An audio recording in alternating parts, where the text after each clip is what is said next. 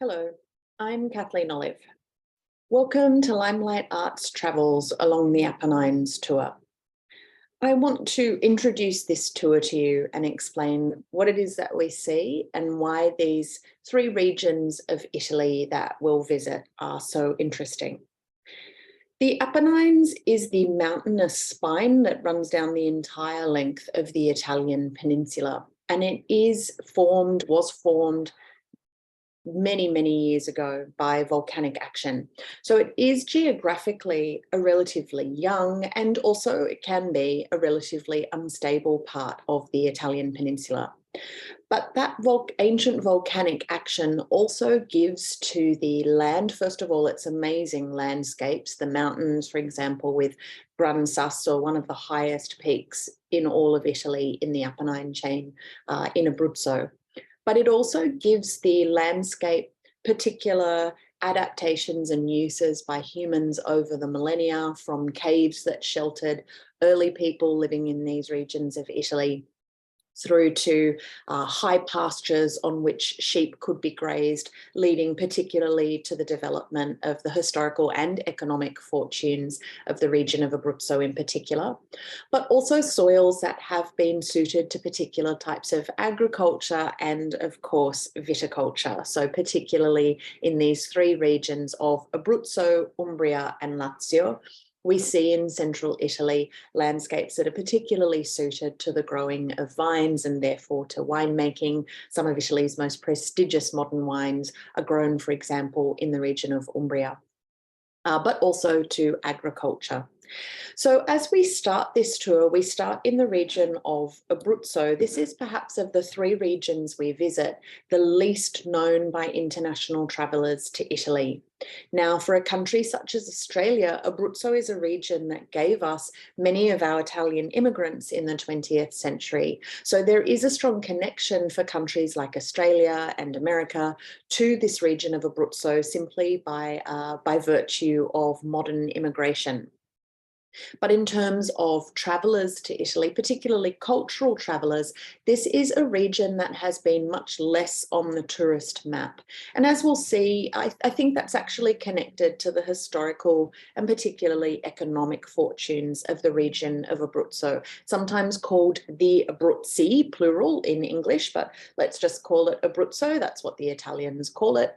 And this region is more historically connected, as we'll see, to the south of Italy, so to regions like Puglia, but also Campania, which was for centuries the capital of a very important political state on the Italian peninsula, the so-called Kingdom of the Two Sicilies, or sometimes just known as the Regno, or Kingdom. And Abruzzo has been connected to that southern part of Italy much more than to the central and northern part of Italy over its history.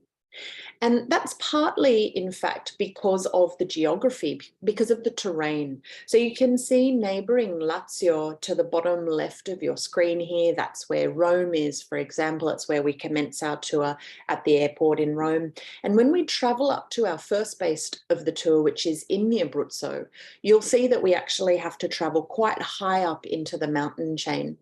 So the earliest people who lived in the region of Abruzzo, which goes all the way to the Adriatic coast, as you can see, with significant towns like Pescara, for example. And one of the ways that Abruzzo is often characterized is being tra mare e monti, between the sea and the mountains. That's also a really good characterization of the cuisine of Abruzzo. It's very famous in Italy for its surf and turf, mare monti, as the Italians would say.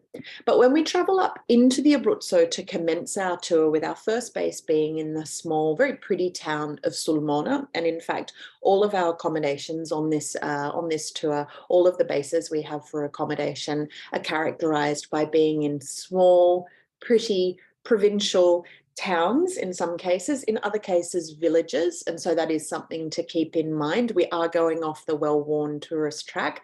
The hotels are not of the same size or even comfort level as you might expect for a 4-star hotel in a major city like Rome, Florence, Venice. No, we're in small provincial centres, we're in simple accommodation, clean and also with comfort and elegance, but not on the same scale as you would expect from a large city. And I hope that's actually one of the things that you're looking forward to about a tour such as this one, is getting a little bit off the beaten track. So we start off the beaten track in Sulmona, and to get there from Rome Airport, we actually have to go up and through the mountain chain of the Apennines. And this was a barrier in some ways to the early settlement of the Abruzzo. So there is documentation of quite ancient prehistoric settlements in the Abruzzo, up in the mountains, in the caves. The Abruzzo, much of the Abruzzo, in fact, today is actually a very large national park, one of Italy's earliest national parks, in fact, in the 20th century. And there is an enormous amount of wildlife, which did allow for inhabitation. It did allow for a food source, but it also we also see wild in terms of endemic wildlife in the Abruzzo. We are talking about animals like wolves and bears as well. So there were some risks to the early humans who settled in the Abruzzo, but they were living in caves. They were living very simple lives of hunter-gatherers. Abruzzo really comes to historic record, so comes out of the prehistoric period with the growth of the much larger settlement of Rome to its south, down in the plain towards the other coast of Italy, the Tyrrhenian coast of Italy. And it's in the 3rd century BCE that the Romans have themselves established enough to a degree that they think, who's living up in those mountains up above us? Who are the people of those Italic tribes? The people living in the Abruzzo region at that period are known as Italic people, one of the kind of names given to a whole group of different tribes living in the Italian peninsula. So who are those people up there, and what are we going to do about them? What's the benefit to us in conquering this difficult mountainous territory to hold, but also what are some of the risks inherent in that? Can we use this area as a way to get over to the Adriatic coastline? Are the mountain passes too difficult? These are all the kinds of considerations in terms of Rome's conquest of the area of the Abruzzo. But that starts to happen from the 3rd century BCE, and as is Rome's wont, the city begins to found colony cities in the area of the Abruzzo. Just have a little piece of fluff on my face. Sulmona, the town where we're going, is one of those. It's a town with you can see it circled here in blue on the map. It's a town with a strong Roman past. In fact, it's the town where in the 1st century BCE, the Roman writer and poet Ovid was actually born. So it has a very long association for that reason with Rome, thanks to Ovid's birth there. So there are some small colonies that are founded by Rome, like Sulmona, for example, but the area is just quite difficult to hold. So difficult, in fact, that with the fall of Rome, the Abruzzo really kind of falls into a rapid decline. And by the 6th century, it has come under the political grouping of most of central northern Italy, which at that point in time is under a group that's come from Eastern Europe. That's the so-called Lombards. So it does, like Umbria, where we visit, fall under this loose political control of the Lombards, but it remains a very rugged and remote kind of area for any kind of conqueror to subdue. And this also means that with the rise of Christianity, it becomes an area in which Christian hermitages flourish. Now, some of these are established by hermit monks who come from quite far-flung places. They come from the east of the Mediterranean, from places like Syria. They land on the Adriatic coast of Italy, and these small groups of Christian Syrian monks start to really retreat into the wilderness of the mountains of the Apennines, as you see here. This is a hermitage known as Santo Spirito a Maiella. The Maiella National Park is in some ways a kind of heart of the Abruzzo. It's wild, it's mountainous, it's rugged, but as you can see here, it's also very beautiful. It's where prehistoric people lived in the Abruzzo. It's where shepherds would graze their flocks and then move their flocks in the regular annual transhumance down very ancient paths to Puglia and to the south of Italy.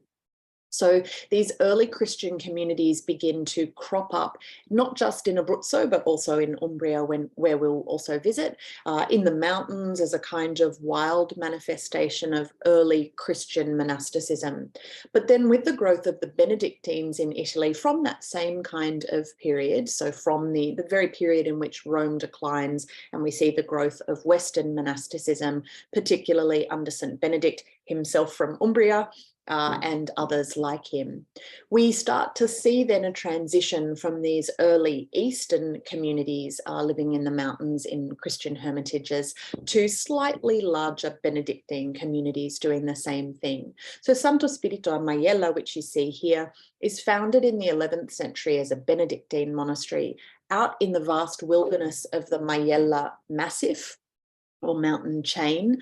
And it is, as you can see, very much built into the rock face of the mountain itself. And that's something that we'll see in a number of the places we visit. We'll see these extraordinary Christian hermitages that form part of the very mountains themselves.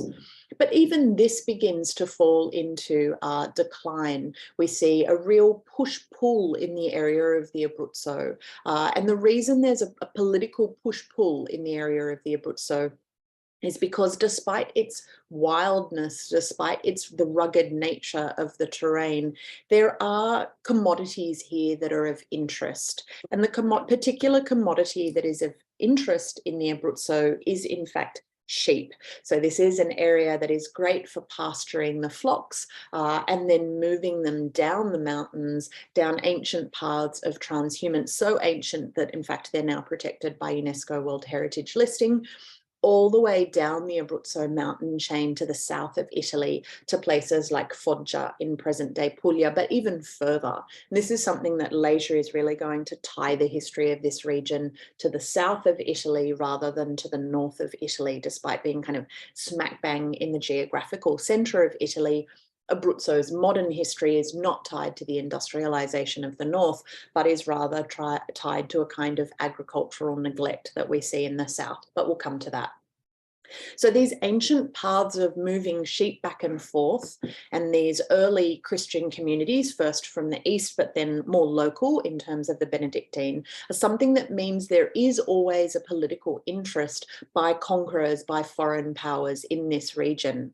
And because of its wildness and because of its remoteness, it's also territory, as I said, that is quite difficult for those rulers to hold. So we will see examples of this with the extraordinary, we would call it encastellation or fortification of the region of the Abruzzo. This is a very, very scenic fortress or rocca of a town called Calascio, a town that was quite badly impacted by an earthquake in the 16th century. But you can see here the ruins of a 14th century fortress, the so-called Rocca di Calascio, that was ruined in that Renaissance earthquake, but which subsequently then proved an extraordinary film set for movies like Lady Hawk, which I would highly recommend to you if you can find that on YouTube, or if you can borrow a copy maybe from a library on DVD. This is a movie from the 1980s, which was entirely filmed in Italy, with a large portion of it filmed in the extraordinary landscapes of the Abruzzo. You really get a sense of how wild and inhospitable that landscape could be. So we will visit this fortress and we'll walk up to this fortress on the tour. The person who really brings to the Abruzzo a spirit of peace again after a time of quite strong political struggle is a man who is known to posterity by two names. One is Pietro da Montemorrone, or Pietro da Morrone, Morrone being a mountain in the Abruzzo, so he is a local. And the other name by which he's known to posterity is Celestine V.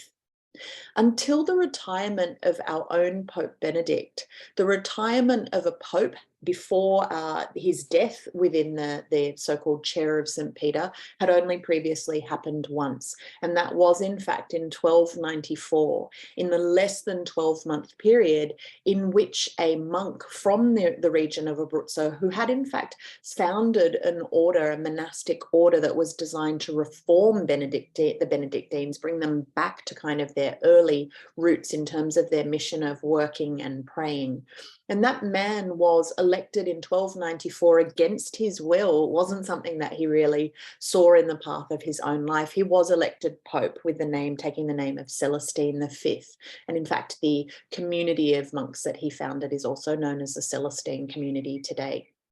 He was a local through and through. So before being Pope, he really had a focus on reforming monasticism in this area of the Abruzzo and bringing a kind of a Christian civilized ethos of peace and kindness to this remote, wild, rugged area that was much more inhabited by crafty and sometimes, morally suspect shepherds, for example, who could live quite a wild life in which there was more than a degree of banditry in many cases, something that actually, something in terms of the reputation of shepherds that really predominates in Italy. If you think about, for example, Sardinia or Corsica, this idea of shepherds as being, on the edges of our community and therefore a little more morally suspect, a little more in need of Christian charity.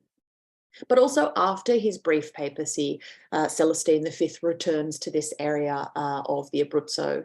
He doesn't have a great posthumous reputation in his own time. Chroniclers of his own time, the late 13th century, they say he is induced to give up the papacy by foul means, not fair. And the blame for that is laid at the feet of Boniface, the Pope who follows him, Boniface VIII, a Pope who is known in his own time as bringing great division to not just Italy, but Western Europe. So much so that Dante reserves a place in hell for Boniface VIII, but also has some harsh words for Celestine. Dante is the one who gives Celestine V, who founded the institution you're looking at on the screen here. It's Dante who says that it's Celestine made the so-called gran rifiuto, or great refusal, giving up the papacy. Celestine actually made the way open for a much worse person, Boniface VIII, who would so divide Western Christian Europe, Dante thought.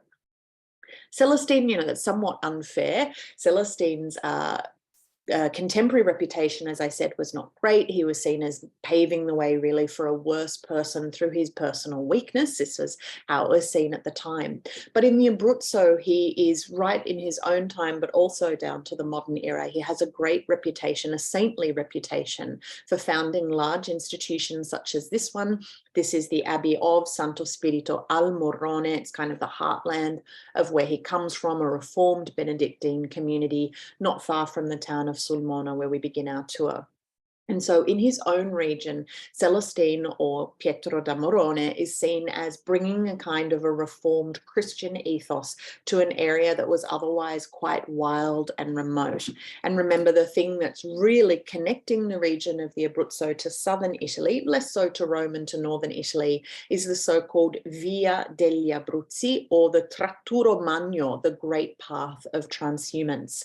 On the map you're looking at here, that's the black line that takes you from the today one of the capitals of the region of the Abruzzo, and that's the city of L'Aquila, or the Eagle, which you see right at the top left of your screen. And that black line that connects L'Aquila all the way to Foggia is just one of the ancient transhumance paths used since Roman times. You can see all the other coloured lines, or all of the other possible ways to take your sheep down to Puglia for sale. Puglia, the region of the kingdom of the two Sicilies, or the Regno as it was known, had a vast population. It also had great ports at places like Pescara or Bari, for example, where animals could be, or carcasses of animals, or the fleece of animals could be shipped if necessary. Over time, there are also paths from the Abruzzo that connect the Abruzzo to the great port of Naples. And so this trade in sheep, and then the kind of financial market that has to grow up around the selling of the sheep, the selling of the animals, but also of the commodities that the animals produce. This is something that means that the Abruzzo does become a commercial area and a well-connected area because of these paths, which have to be taken eventually, not just by sheep and shepherds, but also by merchants, by bankers, by financiers, by all of the people involved in the transaction around the very big sheep industry in all of its forms in the Abruzzo.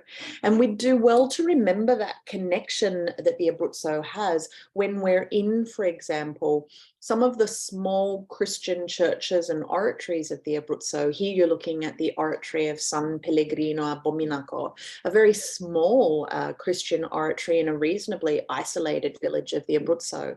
But like many of the painted churches we'll visit rather, entirely covered in the 13th and 14th century by highly decorated, quite sophisticated encyclopedic fresco cycles. So the walls have been plastered, and while the plaster is damp, the pigment has been pressed and painted into that damp plaster, giving us these extraordinary, almost Christian books that unfold on the walls of these small churches and oratories.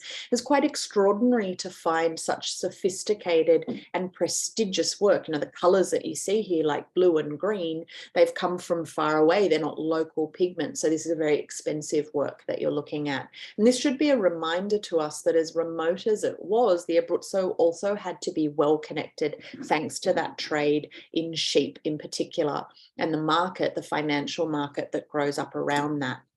And the financial market, and really the kind of core of the commercial interests of the Abruzzo, was located in the town of L'Aquila, which was originally just a small little conglomeration of villages. You see it circled here in blue on your map.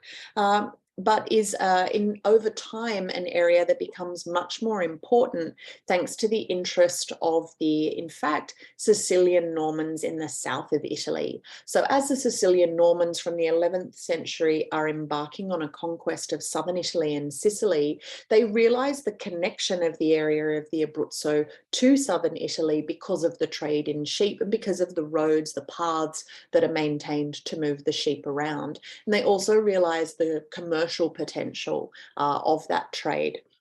And that's why in 1254, the Holy Roman Emperor Frederick II, the last of the great Sicilian Normans of southern Italy, decides to take that little conglomeration of villages in the area of today's L'Aquila and found from them an imperial city, so imperial that he gives it his own ensign. As Holy Roman Emperor, he gives that ensign to the entire new town that he's founded. So the town is known as the Eagle, or Aquila, or L'Aquila.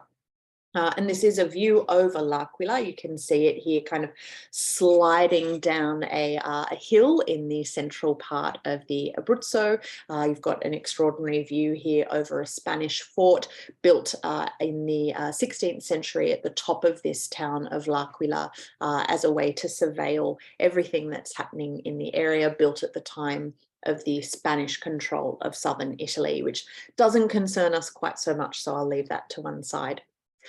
L'Aquila is a trade centre. It's an economic centre.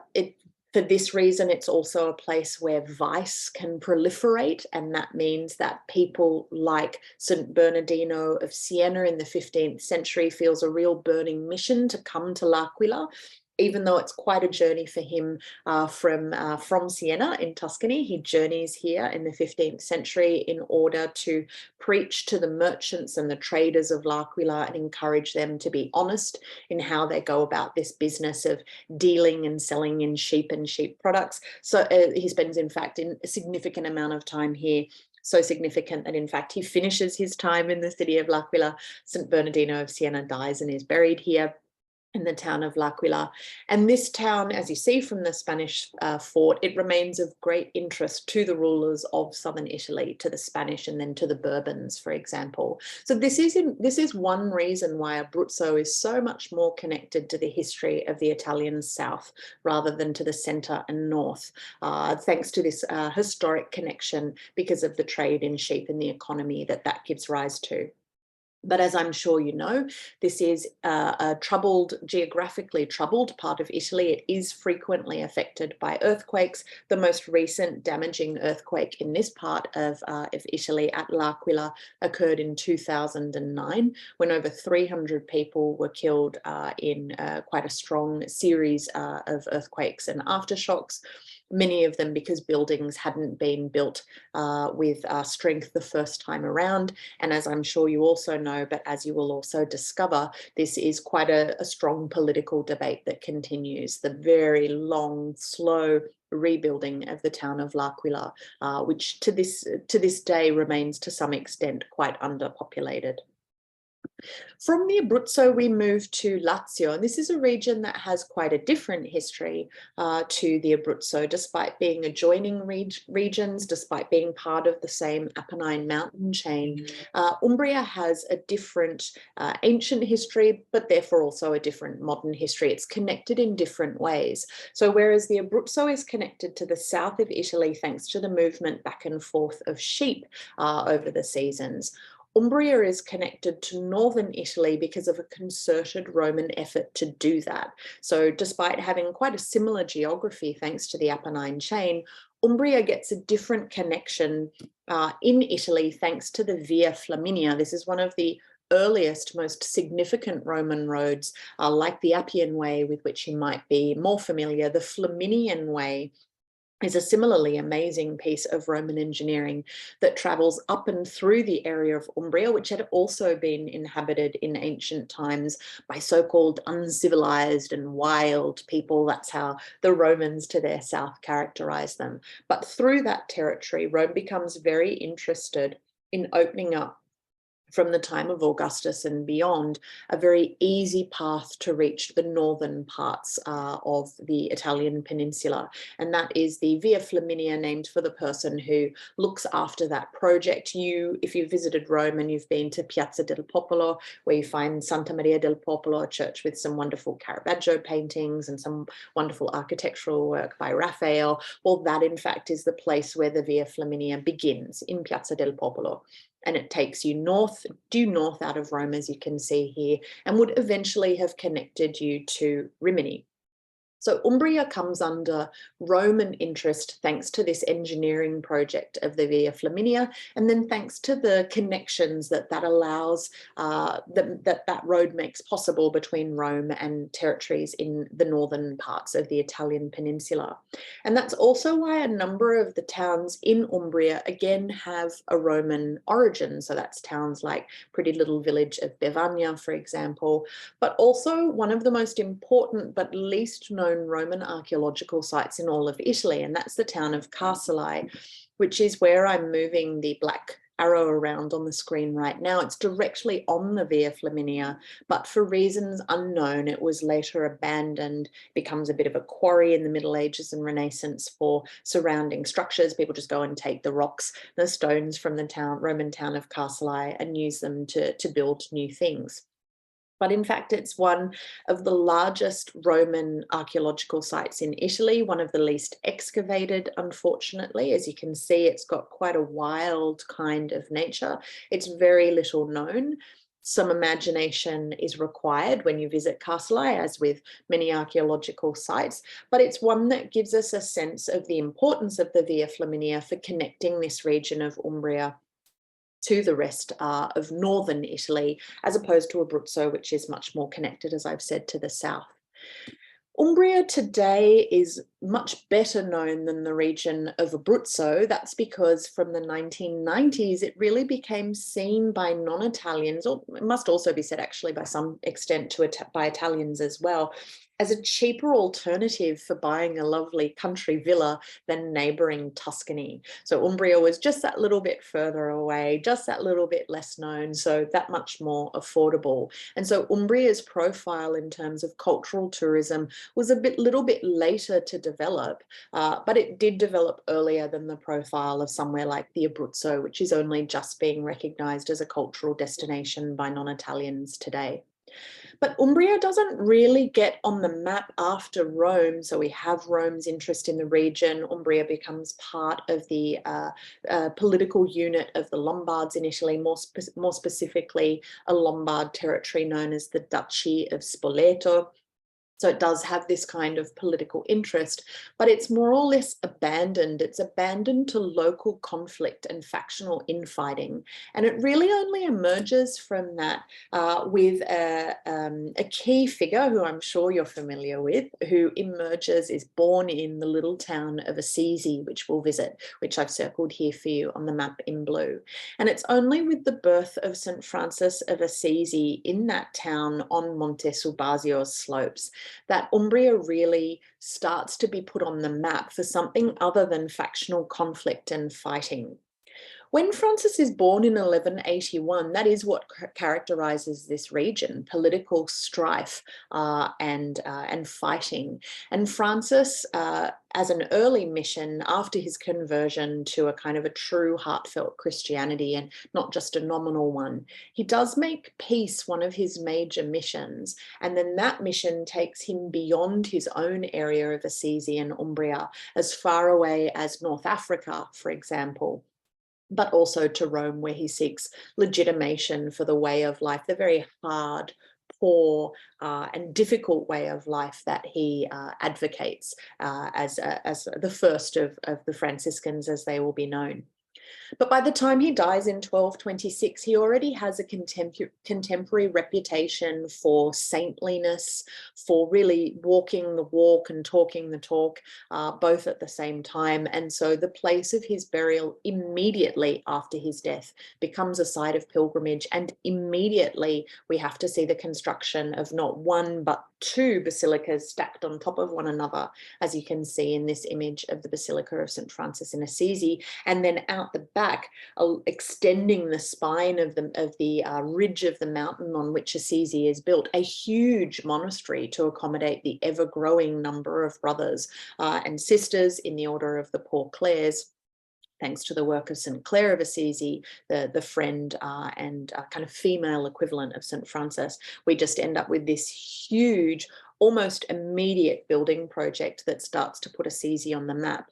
And that building project on the inside is covered by artworks by some of the most important artists working in Italy at that time, from Cimabue, whose ruined works you see on the left and the right, lower left and right from this internal image of the upper church of Assisi, through to highly debated works by possible Giotto, which decorate the side walls of the central nave that you're seeing here from behind the altar, looking towards the doors of the upper Basilica of Assisi, to downstairs in the lower church, documented works by great artists like Simone Martini and the Lorenzetti brothers from Siena. So the greatest medieval painting traditions in Italy, whether they're from Florence or Siena or Rome, all of them have a focus, a center of concentration in this one project of the Church of St. Francis in Assisi. And this is what puts central Italy on the artistic map. We tend to think of places like Florence or Pisa or Siena as the birth of great Renaissance art. But really, there's a strong case to be made that it's this huge building project that brings all of those artists together that gives rise then to the movement we would know as the Italian Renaissance. And that continues, that interest in art in Umbria continues, even though we don't hear so much about it. It continues, for example, in places like Spoleto, which we'll visit, which is circled on the map here in blue, a town with ancient kind of Roman origins, but which in the 15th century is the place where Filippo Lippi, wonderful Florentine painter, executes his last work together with his son Filippino and his assistant Sandro Botticelli. In fact, Filippo Lippi dies in the town of Spoleto while working on this project of beautiful frescoes that you see in the Cathedral of Spoleto here. But also to the north of the region of modern-day Umbria in the town of Perugia, we also see there a concentration of great art. We see artists like Piero della Francesca passing through. Earlier still, we see great sculptors from Pisa, the Pisano family workshop, for example, working on outdoor works of sculpture here, fountains.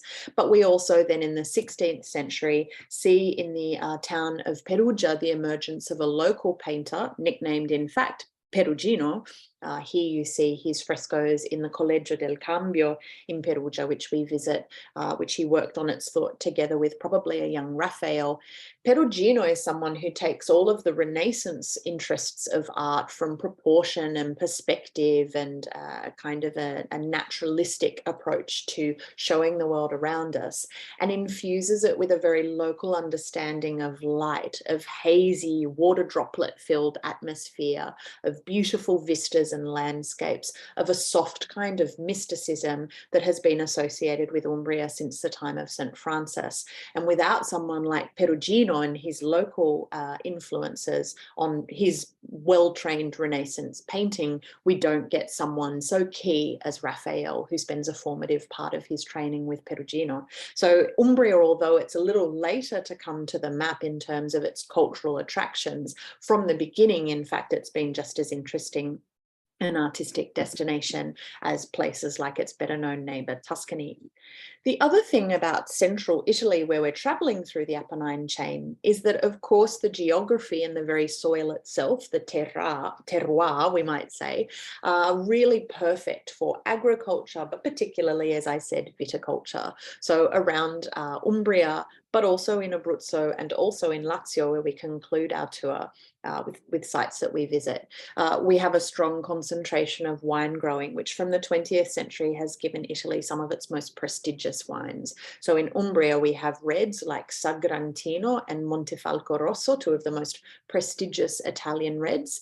In the Abruzzo, the red wine that we'll be drinking is Montepulciano d'Abruzzo, a particular type of variety of that grape as it's made into wine in the Abruzzo.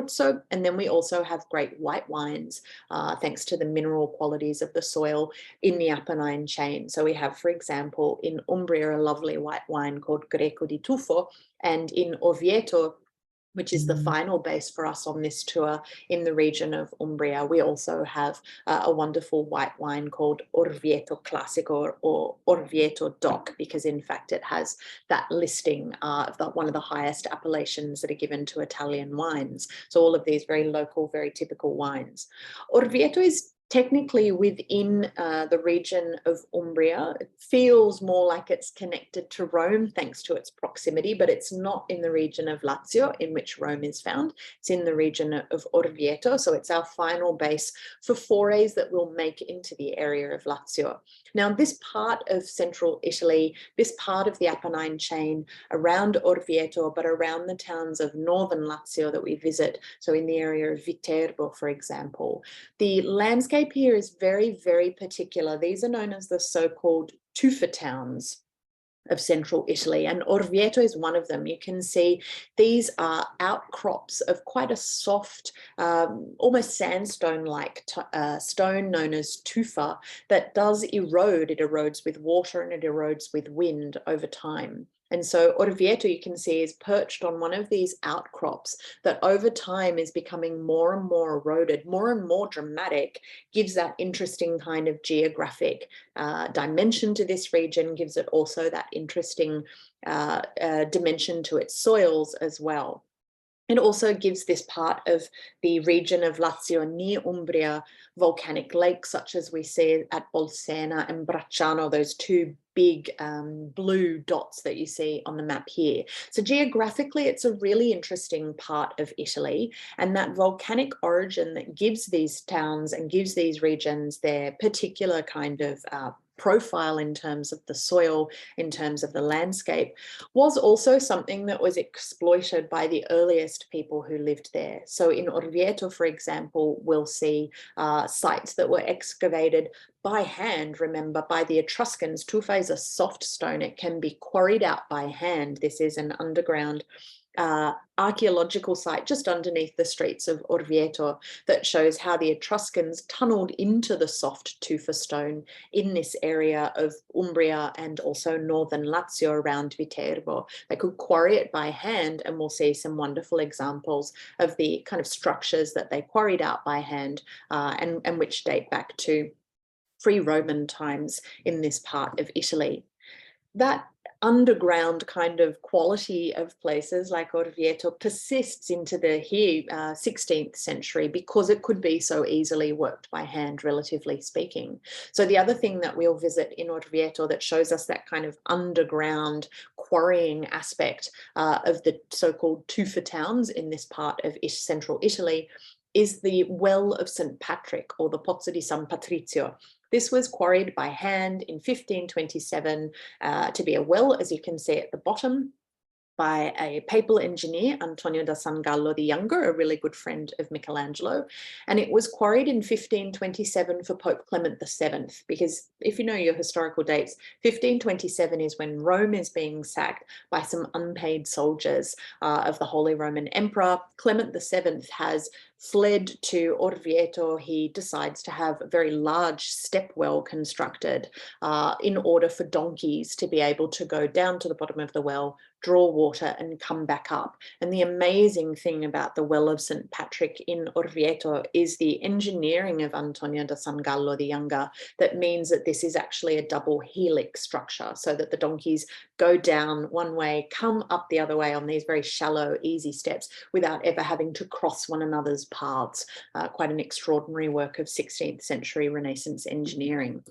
But our final focus of the tour in Lazio, so in the northern part of the region in which Rome is found, which we visit from a base just across the border in Orvieto, is in the papal gardens that were possible in this kind of landscape. So with those volcanic lakes, with those dramatic hills, with the mineral quality of the soil, the breezes that you would get in elevation, all of this in the 16th century was very attractive to popes and cardinals in the stiflingly hot and humid and malarial city of Rome to the south. So to the north and south, in fact, of Rome is a chain of volcanic lakes with volcanic hills. And in both of these places, north and south of Rome, we see popes and cardinals concentrating their interest in the 16th century with extraordinary villas and gardens. So you might be familiar with that of Tivoli to the east of Rome, but in the north of Rome, around the town of Viterbo, a town with really ancient papal associations, we see some extraordinary villas and gardens from the 16th century, made possible by the landscape, by terracing that's possible on those kind of eroding hillsides, by the mineral qualities of the soil, and by the extraordinary surrounding views. So we're going to focus on two of those. We'll focus on the amazing mid-16th century symbolic garden of the so-called Sacro Bosco, or sacred forest, sacred wood in Bomarzo.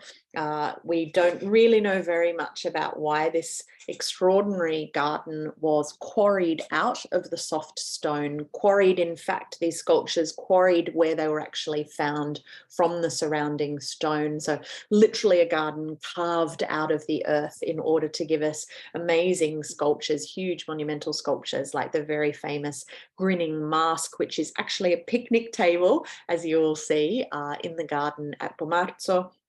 And then another, really at the other end of the spectrum, with which we conclude our tour, the hyper-civilized, hyper-structured, also mid-16th century garden, also very, very symbolic, but beautiful, classical Italian Renaissance garden of Villalante a Bagnaia. Again, also with its sculptural attributes carved out of the very stone that the landscape of central Italy, that spine of the Apennines, is made up of. So I hope you've enjoyed this introduction to the tour along the Apennines with Limelight Arts Travel, and I hope it gives you a greater appreciation of the cultural riches that await you in these regions of Italy. Thanks very much.